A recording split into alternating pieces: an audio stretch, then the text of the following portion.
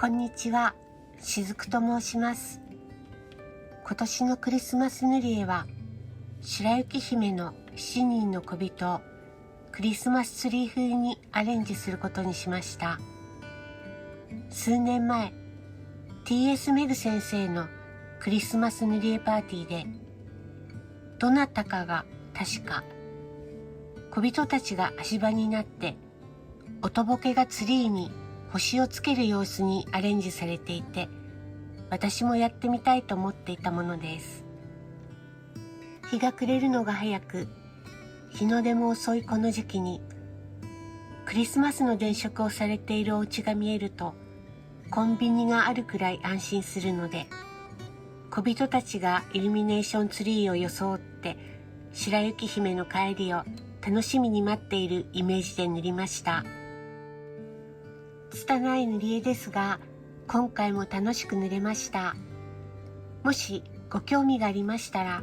試行錯誤した制作過程を一緒に楽しんでくださいますと幸いです。それではどうぞ。まずは光の方向ですが、今回は小人たちがイルミネーションツリーに見えるように、小人たちの内側から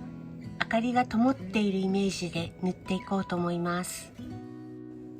小人たちのお肌と赤鼻にしたいお花にざっくりと影を入れました。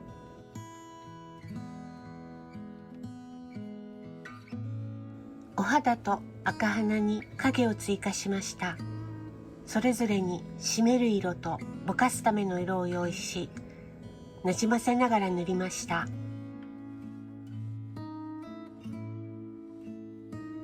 おとぼけとおこりんぼの洋服を陰影をつけてざっくりと塗りました。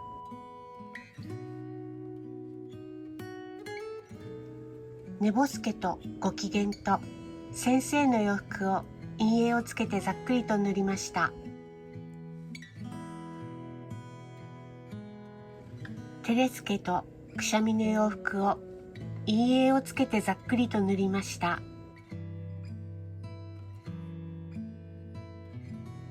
小人の顔や手をライトアップするイメージでカナリーイエローを重ねて塗りました。小人の顔や手のライトアップに陰影をつけました。小人の洋服に影をつけました。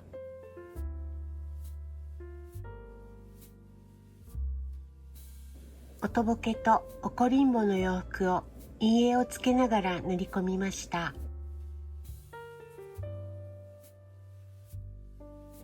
寝ぼすけとご機嫌と先生の洋服を陰影をつけながら塗り込みました。テレスケとくしゃみの洋服を陰影をつけながら塗り込みました。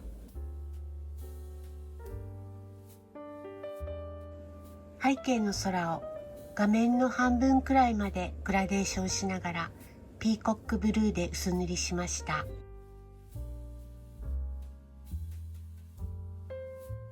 同じようにターコイズブルーを薄塗りで重ねました。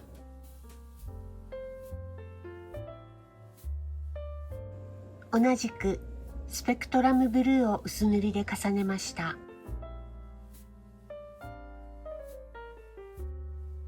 次に画面上部から4分の3くらいまでグラデーションしながらジェードグリーンを塗りました。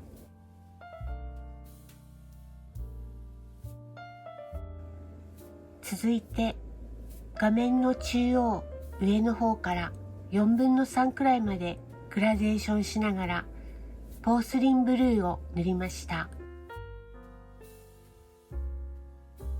さらに画面左上から3分の1くらいまで斜めにネイビーブルーをグラデーションで塗り込みました。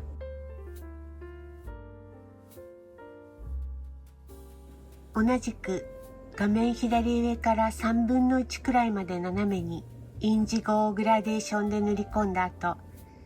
左上がさらに暗くなるようランプブラックで塗り込みました。画面中央に目立っている空の境目を滑らかにするため、アイスグリーンとホリゾンブルーを使って斜めにぼかすようにして塗り込みました。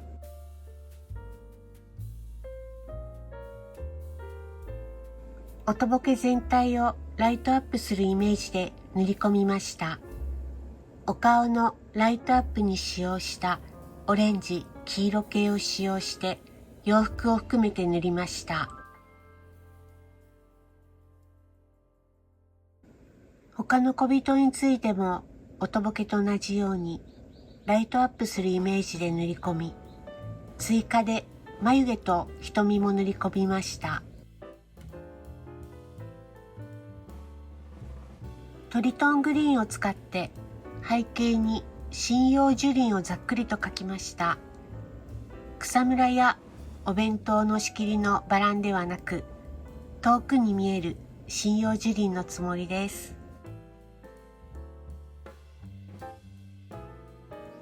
小人たちの足元に雪の影をざっくりと描きました。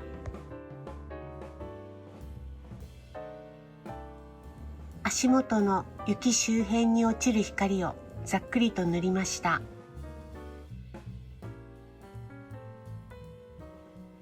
さらに足元の雪周辺を塗り込みました。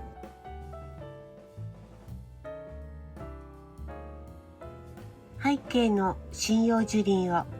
ネイビーブルーとピーコックグリーンで塗り込みました。これは草むらではなく針葉樹林と意識してご覧ください。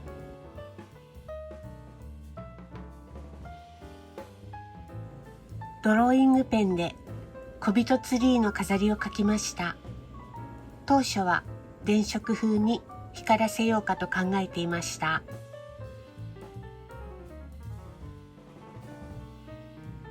ツリーの飾りをクリスマスカラーでカラフルに塗りました。ここまで小人のひげをどうするかで迷っていたのですが、結局他に馴染む感じでライトアップさせるように塗り込みました。音ボケの手をツリートップの星に見立てて光って見えるように消しゴムをかけました。音ボケの手の輝きが目立つようにツリーの飾りを電飾風にするのは諦めて、ペンテルデュアルメタリックブラシでぼんやりしていた輪郭をはっきりさせました。音ボケの手の輝きを黄色系統で着色して、ツリーの飾りをポスカで塗りつぶした後、メタリックブラッシュで仕上げました。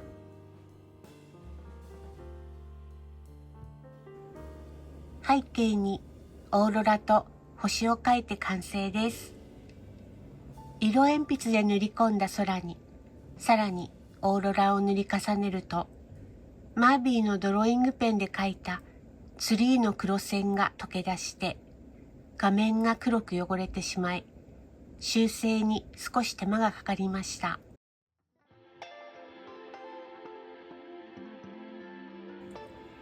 見開きページで隣にいる白雪姫にも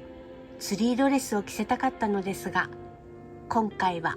クリスマスに間に合いそうになかったので、ツリードレスはまた来年の楽しみにして、